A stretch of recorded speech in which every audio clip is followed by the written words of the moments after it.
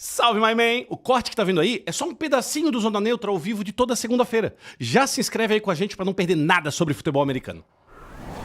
Você quer dizer então que o pessoal que tá querendo saber a reação do Neymar a respeito do Seahawks, etc., vai ter que se contentar com a gente começando falando do Jets. Exatamente. Então, beleza. Exatamente. Mas assim, também é um outro ponto de vista. A gente pode não olhar pelo fato de, estamos falando do Jets. Nós vamos falar do New England Patriots. Ou nós estamos começando falando de um dos candidatos a MVP. Não é o que queriam ver? É verdade. Estamos falando de um dos candidatos a MVP.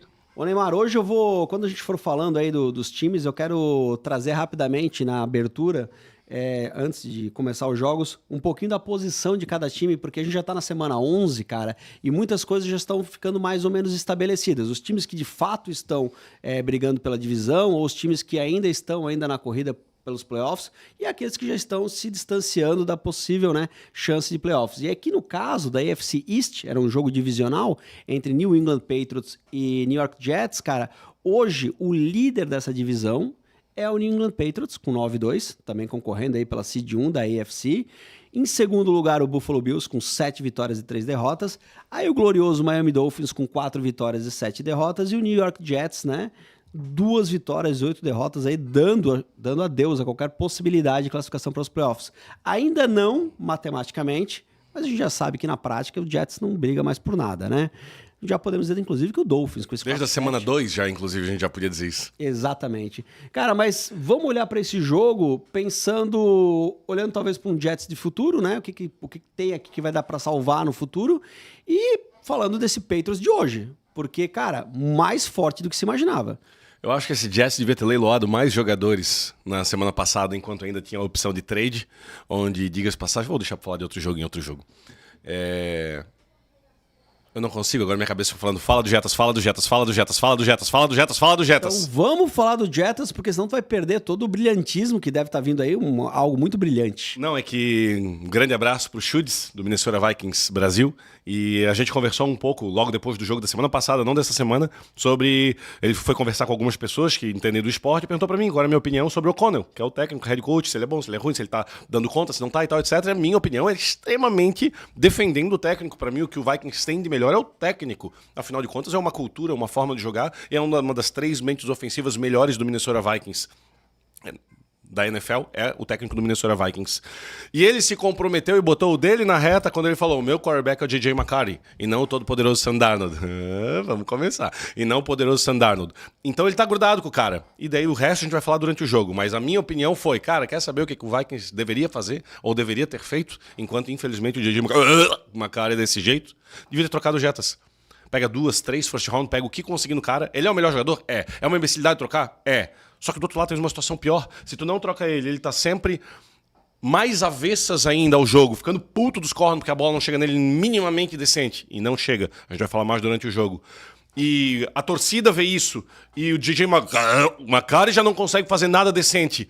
E ele tem a obrigação de passar no Jets. Ele não pode passar um jogo com 8 passes no Edison, 10 no Hockenson, 6 no Aaron Jones e 3 no Jetas. Não pode. Ele tem que mandar no Jetas. Até mesmo porque todo quarterback que passou por lá mandava a maioria das bolas no Jetas. Cara, não é como se o Jetas estivesse escondido atrás dos recebedores. Exato, ao contrário. É excelente. Mas enfim, existe uma obrigação e talvez tenha um peso do Jetas nele. É uma situação boa? Não. Mas o McCarthy precisava ser minimamente decente. E eu acho que não existe um mundo onde o O'Connell também se sustente mandando o J.J. McCarthy, escolha o primeiro round embora, depois de ter mandado o Sam Darnold embora para pegar um outro quarterback para tentar fazer o negócio acontecer. Então é uma situação bastante difícil. Vamos falar um pouquinho mais com certeza no jogo do Vikings, Mas voltando aqui na história do New York Jets e o New England Patriots, cara, não deu nem pro começo, A gente fez esse jogo ao vivo na quinta-feira lá na Caverna do Montanha, o React. O time do Jets, ele até brincou um pouquinho no começo, ele abriu o placar, a gente até teve um momento emocionante no começo, mas logo depois o time do Patriots... 29º ataque da NFL, Jets contra a 6ª melhor defesa do Patriots. Assim que o narrador falou isso, Justin Fields correu para touchdown. Aê, o Jets chegou! Drake May, Henderson. Quem diria que o Henderson, que é uma baita pique, que todo mundo falou que ia ser uma máquina e o Patriots não estava usando, em 2 jogos, 33 carregadas para 209 jardas, 4 touchdowns, e 6 targets, 6 recepções para mais 34 jardas e um touchdown. Nesse jogo especificamente, Neymar, foram 19 tentativas de corrida para 62 jardas, uma média de 3.3, 2 touchdowns, cara? Na última partida ele anotou também 2 touchdowns, mais um de 30 e um de 50 jardas, assim, corridas longas.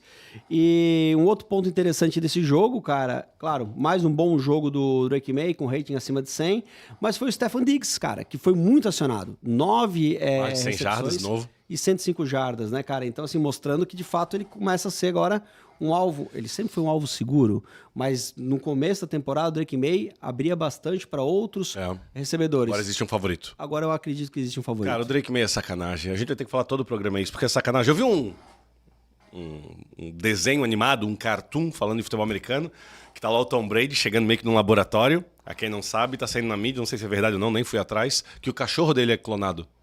Porque ele tinha um cachorro e Essa parte é verdade. É verdade? E clonou o cachorro e tem um outro cachorro. Agora vou pro desenho. Na verdade, o cachorro clonado hoje é algo até um pouco comum entre os milionários, né? O cara, quando o cachorro morre, você pega ali os genes e faz um cachorro novo. Mas será que dá o mesmo nome e chama de segundo, daí? Cara, o problema não...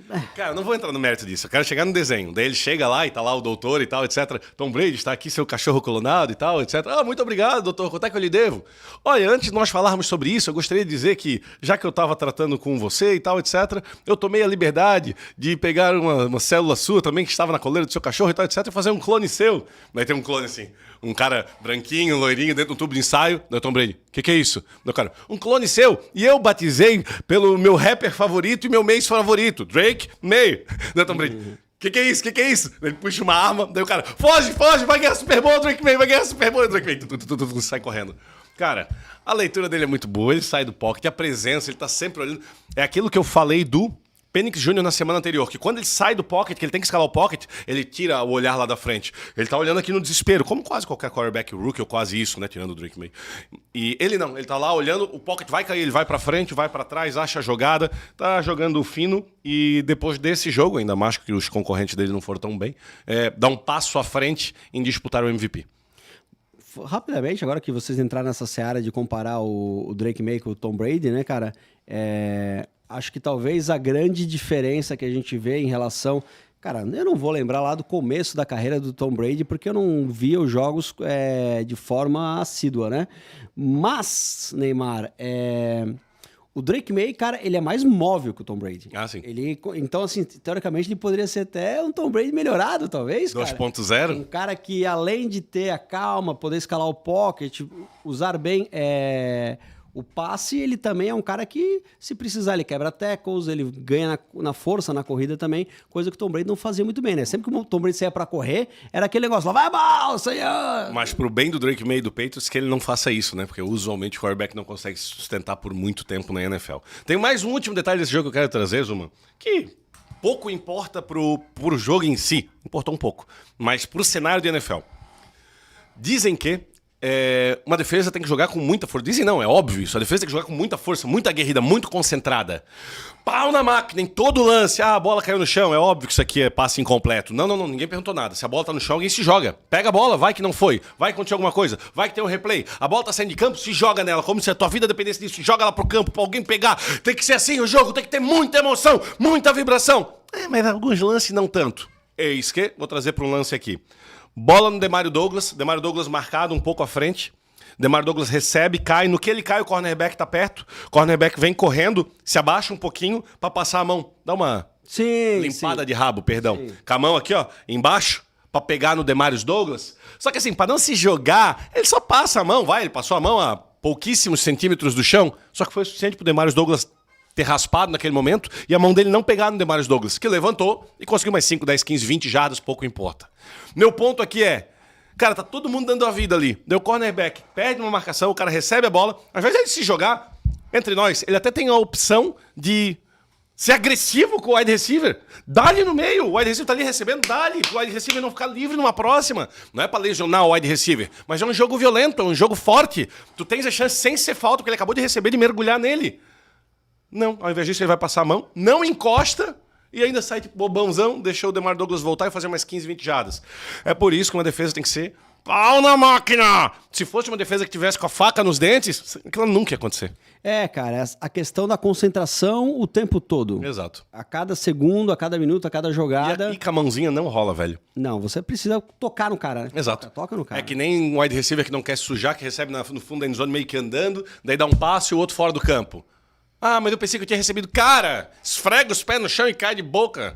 Displicência, cara, displicência. É. Cara, algum outro ponto aqui, Neymar, 27-14, você já falou que o Jets deveria ter botado mais gente aí, talvez nessa possibilidade de rebuild, cara. O próximo jogo do Jets é contra o Baltimore Ravens lá em Baltimore. Difícil a gente acreditar que vai ser uma coisa diferente, né? Afinal de contas, o time do Jets precisa... As duas partidas que o Jets ganhou, ele correu para mais de 125 jardas. Então, por isso que esse jogo contra o Patriots já seria... Já era perdido. Já era perdido, né? Melhor defesa contra o jogo corrido. Apesar de que, né, até esse jogo, somente um corredor tinha corrido mais de 50 jardas contra eles, né? Sim. E nesse jogo, tanto o Breece Hall quanto o Justin Fields correram mais de 50. E no total eles correram mais de 125 jardas, né? Mas mesmo assim, Sim. perderam. Já o time do New England Patriots, cara, vai a Cincinnati. E, cara, pelo que a gente tem visto, essa defesa do Patriots, ela é capaz de fazer um bom jogo contra o ataque de Cincinnati e o ataque do Patriots é capaz de... É um time completo. É um time completo. E chances razoáveis de Cincinnati não ter o Chase, né? Jamar Chase. Vamos falar mais dessa, mas Cincinnati deve ficar sem o Jamar Chase nesse jogo, no jogo do próprio Cincinnati Bengals. Vamos falar lá, porque também o Joe Burrow logo volta. Então a gente está vendo aí uma possibilidade desse New England Patriots ir a 10-2 aí na próxima Caminha rodada. passos largos ao Seed 1. Muito bom. Hoje, na verdade, o Seed 1 está na mão de outra equipe. Né? Indianapolis Colts. Na verdade, não, né? Hoje o Seed 1 é do Broncos. O Broncos? Broncos, 9-2, 9-2. Só ganhou em casa do Chiefs, safado. Isso aí, é o Broncos, o Seed 1. Cara, mas é uma briga muito sensível, digamos assim, né? Gostou desse corte? Pô, então te inscreve no canal e derrete esse botão de like. Aqui é Zona Neutra, futebol americano sem complicação o ano inteiro. Tamo junto.